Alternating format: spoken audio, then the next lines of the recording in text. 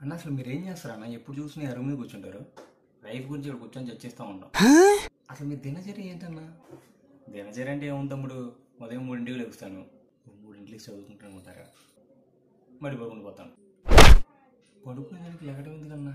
మళ్ళీ ఉదయం 10:30, 11ంటికి వాళ్ళు బాగా ఇబ్బంది పెట్టి ఇంట్లో లేపితే లెగుస్తా. ఓ మీకు 10:30కి తెల్లారిద్దా? వాళ్ళు దెబ్బలు పెడతా ఉంటారు, నేను కాలుగుచ్చాలు తీసుకుంటూ ఉంటాను. అలాగా 12ంటికి నా పని అయింది. వాళ్ళు ముద్ద పడేస్తారు. అలా నా బ్రేక్ఫాస్ట్ 12:30 అయింది. మళ్ళీ ఒక స్లీప్ వేస్తా, తింటారు, పడుకుంటారు. మళ్ళీ వాళ్ళే కొట్లు లేపుతారు మనల్ని. 2:30కు ముద్ద పడేస్తారు. అది తినేసి ఓ 2 గంటలు టీవీ చూస్తా, పోకేమాన్ ఇలాంటివి అనమాట.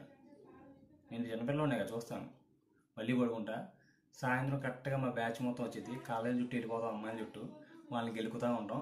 వాళ్ళు మనం చేతులుస్తూ ఉంటారు. అలా అదంతా తిరిగి ఊరంతా తిరిగి వచ్చి ఇక్కడ కూర్చొని చర్చిస్తాం. ఇక్కడి నుంచి సరాసరి బారికి పోతాం.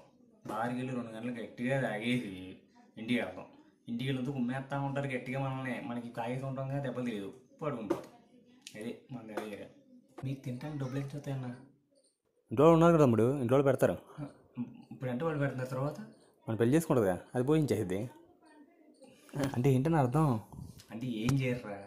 లెగుతారు, తింటారు, తిరుగుతారు, పడుకుంటారు. లెగుతారు, తింటారు, తిరుగుతారు, పడుకుంటారు. అంతే.